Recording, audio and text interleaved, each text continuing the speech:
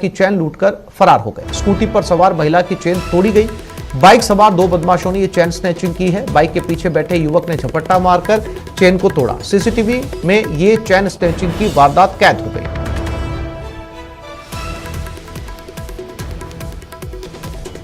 Scooty पर सवार ये महिला थी और ये तस्वीरें देखिए।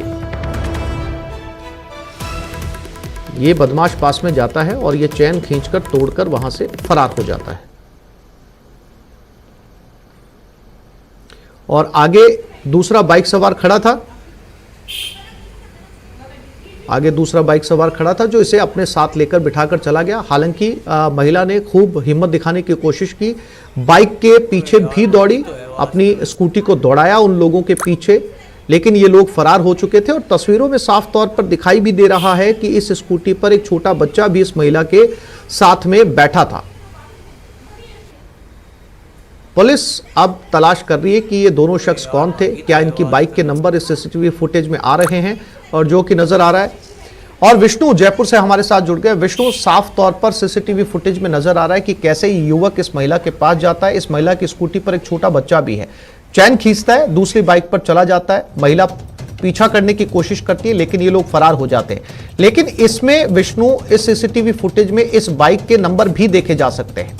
विष्णु, नंबर के आधार पर अब जो है लुटेरों की तलाश की जाएगी। लेकिन सबसे बड़ी खास बात है कि जयपुर शहर में जो चेन स्नैचिंग की वारदात बड़ी है, और आप सीसीटीवी फुटेज में देखिए किस तरह से देखो बदमाश इस शाम को इस वारदात को अंजाम दे रहे हैं।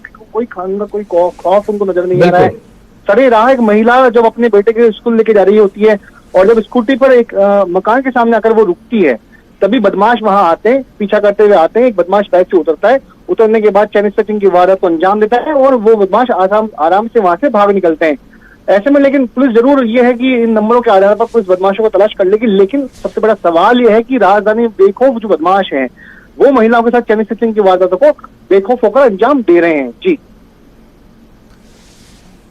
विष्णु, जैसा कि देखा जा सकता है इस बाइक में जो है वो पीछे नंबर भी हैं। अब ऐसे में पुलिस के लिए बड़ी चुनौती है। राजधानी में अगर इस तरह की वारदातों को अंजाम दिया गया तो पुलिस को लेकर जो है वो लोगों के अंदर भरोसा भी जो है वो खत्म होगा। ऐसे में बहुत जरूरी है कि ऐसे चैन स्नैचरों को समय पर पकड़ा जाए ताकि लोगों में भरोसा कायम हो पाए। देखिए, हाँ बिल्कुल, लोगों में भरोसा कायम करने के लिए पुलिस का यही है कि जल्द से जल्द इन चैन स्नैचरों को गिरफ्तार करें। लेकिन सबसे पहले मैं आपको बता दूं कि ये जो चैन स्नैचिंग की वारदात है, ये आर्यनगर मुरलीपुरा निवासी पायल शर्मा के साथ इस वारदात को अंजाम दिया गया। वह अपने 3 साल के बेटे को लेकर स्कूटी से कहीं घर लौट रही थी, और वहीं पर जब एक कॉलोनी में वो जाकर अपने मकान के सामने रुकती है, तभी बदमाश लगातार उसका पीछा कर रहे आते होते हैं। इसलिए ये सीसीटीवी फुटेज अलग अलग जगहों के सामने आए हैं। अब पुलिस का परिवार का यही मानना है कि जल्द से जल्द ये बदमाश पकड़े जाएं, और चैन स्नैचिंग की जो वारदात है वो करने वाले, इससे आगे भी जो भी घटनाएं हैं वो भी उन पर भी लगाम लगेगी। विष्णु, जानकारी के लिए आपका धन्यवाद।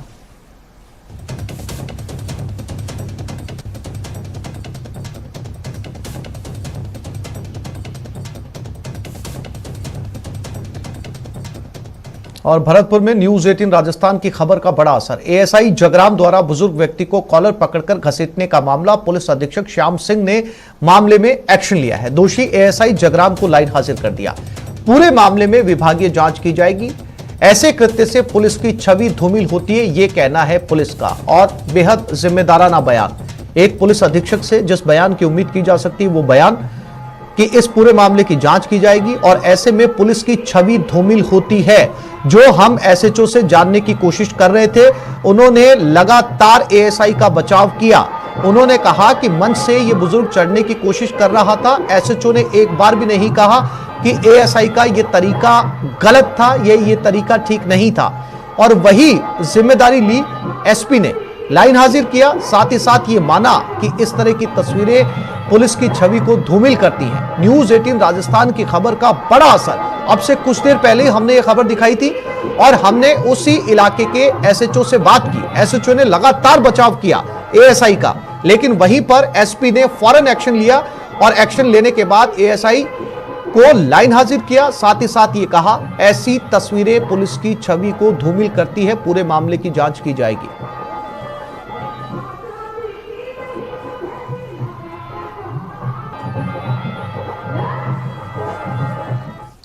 राजस्थान को आज मिलेगी सौगात। 3,224 करोड़ की लागत से 113 सड़क परियोजनाओं की सौगात। सीएम गहलोत दोपहर 12 बजे शिलान्यास लोकार्पण करेंगे। सीएमआर से वीसी के जरिए करेंगे शिलान्यास लोकार्पण। पुल आरओबी का भी शिलान्यास करेंगे लोकार्पण। पीडब्ल्यूडी मंत्री भजनलाल जाटव भी इस दौरान मौजूद रहेंगे।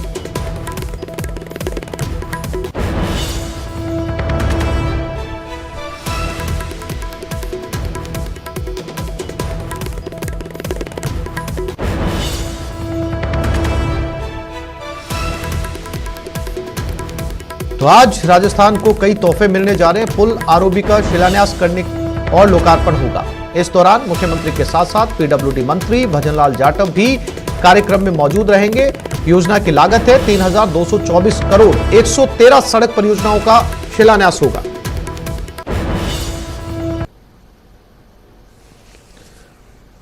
तो सीएम गहलोत ने परियोजना की सौगात को लेकर ट्वीट भी किया है। दोपहर 12 बजे मुख्यमंत्री निवास से वीसी के जरिए सार्वजनिक निर्माण विभाग के तहत 3,063 किलोमीटर लंबाई की और लागत राशि 3,324 करोड़ रुपए के 113 सड़कों के उन्नयन, पुल आरओबी कार्यों का शिलान्यास और लोकार्पण किया जाएगा।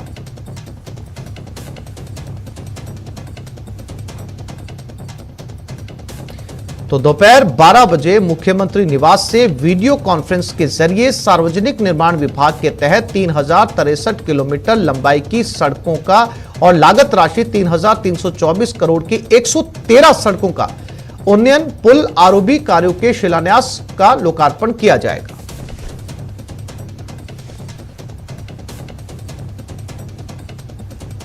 और आज अजमेर पहुंचे बांग्लादेश के अधिकारी। बांग्लादेश पीएम शेख हसीना के प्रस्तावित दौरे को लेकर बैठक सुबह 10 बजे शुरू हुई। अतिरिक्त जिला कलेक्टर से डिप्टी चीफ ऑफ प्रोटोकॉल का दल मुलाकात करेगा। अधिकारियों के साथ जिला कलेक्ट्रेट सभागार में बैठक हो रही है। शेख हसीना भारत पहुंच रही हैं, बांग्लादेश की प्रधानमंत्री हैं और वो जयपुर के बाद अजमेर जाएंगी ख्वाजा मोइनुद्दीन चिश्ती की दरगाह पर। ऐसे में पहले ही बांग्लादेश से अधिकारियों का एक दल पहुंचा है जो अजमेर के अधिकारियों से बात कर रहा है कि दौरा कैसा रहेगा, किस तरीके से दर्शन किए जाएंगे और बहुत हद तक मुमकिन है कि बांग्लादेश से आए ये अधिकारी अजमेर दरगाह का दौरा भी करें। और इस दौरे के दौरान किस तरह की सुरक्षा व्यवस्था रहेगी और किस तरीके का रूट वहां पर तैयार किया जाएगा, इसी को लेकर अजमेर में यह बैठक चल रही है।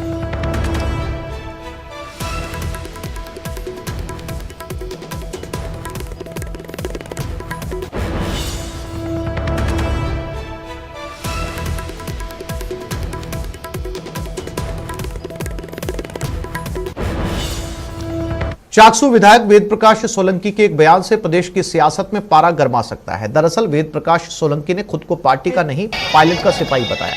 सोलंकी ने कहा कि वो किसी पार्टी के साथ नहीं बल्कि पायलट के साथ है। यही नहीं, सोलंकी ने कहा गुर्जर समाज मुट्ठी बंद कर अपनी ताकत का इस्तेमाल करे, किसी के आगे झुकने की जरूरत नहीं है।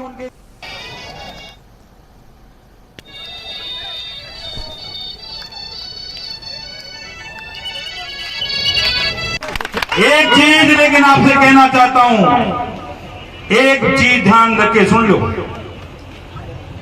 मैं कोई पार्टी के साथ नहीं हूं, बार बार कहता हूं। मैं सचिन पायलट जी के साथ हूं, सचिन पायलट जी के साथ। एक चीज लेकिन आपसे कहना चाहता हूं, एक चीज ध्यान रख के सुन लो।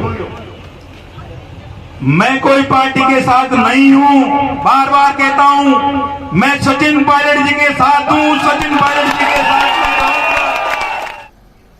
सीकर जिले की रिंगस थाना पुलिस ने नकली नोट गिरोह का पर्दाफाश करते हुए एक आरोपी को गिरफ्तार किया है। पुलिस ने आरोपी से 1 लाख रुपए के 1,000 रुपए के नकली नोट बरामद किए। आरोपी जयपुर और आसपास के इलाकों में नकली नोट सप्लाई करता था और कई युवाओं को अपने झांसे में ले चुका है। पुलिस का कहना है कि आरोपी से पूछताछ की जा रही है और वो उसके कहने पर नकली नोट की छपाई करता था।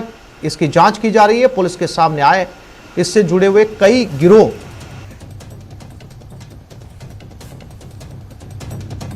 तो ये सीकर के रिंगस का मामला है जहां पर नकली नोट बनाने वाले एक शख्स को गिरफ्तार किया गया है। इसके पास से 1,000 के नकली नोट बरामद किए गए हैं।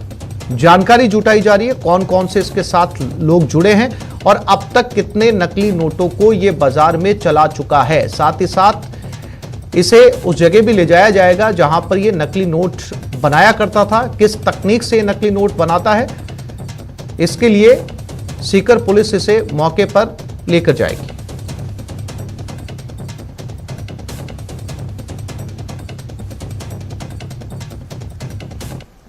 बेखौफ चोरों का आतंक। उदयपुर के एटीएम में लूट की कोशिश, ज्वेलर्स की दुकान के ताले तोड़े, सोने चांदी के जेवर चोरी किए गए। सायरा इलाके की यह घटना बताई जा रही है।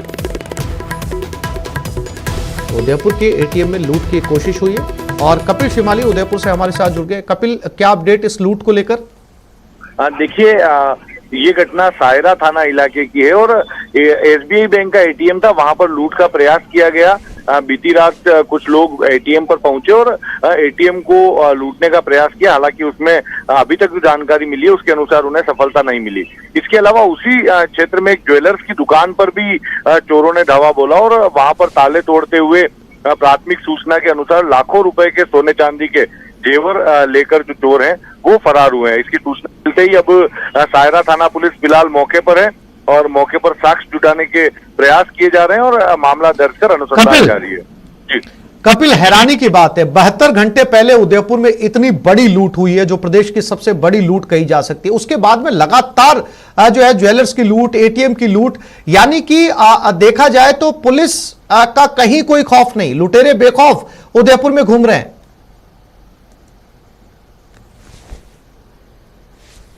बेखौफ होकर मेरी आवाज मिल रही है कपिल? हाँ बिल्कुल, मैं आपको सुन पा रहा हूँ। जी जी जी आसिफ, देखिए, जो आपराधिक प्रवृत्ति के जो लोग हैं उनमें पुलिस का कोई खौफ फिलहाल उदयपुर में नजर नहीं आ रहा। पूरी तरह से बेखौफ होकर वे घूमते हुए नजर आ रहे हैं और घटनाओं को भी लगातार अंजाम दे रहे हैं। आप देखिए 72 घंटे पहले जो सबसे बड़ी लूट की घटना हुई, उसके बाद में पुलिस पूरी तरह से एक्टिव मोड में होने का दावा कर रही है, जगह जगह नाकाबंदी और आरोपियों की तलाश कर रही है। लेकिन इस बीच जो दूसरे अपराधी हैं, दूसरे चोर जो हैं, वो अन्य बड़ी घटनाओं को अंजाम दे देते हैं और उनको रोकने में पुलिस नाकाम रहती है। पुलिस की नाकाबंदी का, पुलिस के एक्टिव मोड पे रहने का भी आरोपियों में किसी तरह का खौफ नजर नहीं आ रहा है। तो ये जो लगातार घटनाएं बढ़ रही है, ये पुलिस के लिए भी चुनौतियां बढ़ा रही है। जी आसिफ। जी कपिल, जानकारी के लिए आपका धन्यवाद।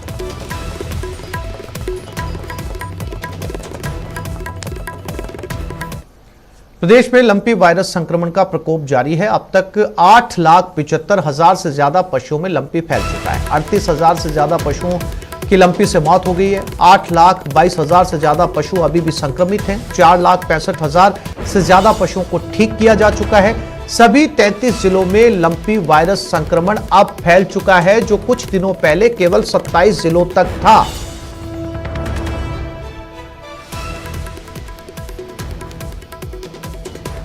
तो अब पूरा प्रदेश लंपी की चपेट में, 33 के 33 जिले, एक एक करके जिले चपेट में है। शुरुआत हुई 4 जिलों के साथ में और अब प्रदेश के 33 जिले इसकी चपेट में आ चुके हैं।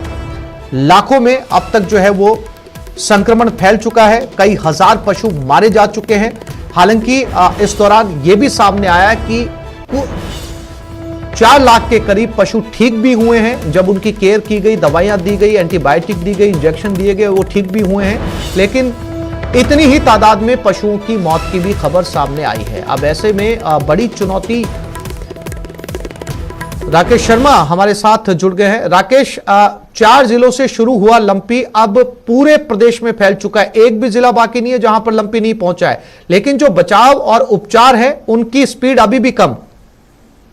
बिल्कुल, देखिए, जो जिस तरीके से लगातार जो लंपी वायरस संक्रमण है ये पूरे राजस्थान में फैल चुका है, सभी जिले में जो है ये पाया गया है, तो निश्चित तौर पर ये सरकार के लिए चुनौती है, क्योंकि अभी तक ना तो जो एक वैक्सीन बनी है उसका निर्माण जो 97% प्रभावित है, प्रो वैक्सीन, वो अभी तक बाजार में नहीं आई है। गॉटपॉक्स वैक्सीन के जरिए बचाने की कोशिश की जा रही है। राज्य सरकार ने 41 लाख गॉटपॉक्स वैक्सीन जिन क्षेत्रों में संक्रमण नहीं है वहां पर लगाया जा रहा है। 5 जिले जहां जो सीमावर्ती है, जहां पर सबसे ज्यादा संक्रमण है, खास तौर पर जोधपुर में जहां 1,06,000 से ज्यादा लंपी वायरस के केस सामने आए हैं। बाड़मेर में 95,000 से ज्यादा केस सामने आए हैं। तो इन जी जानकारी के लिए आपका धन्यवाद।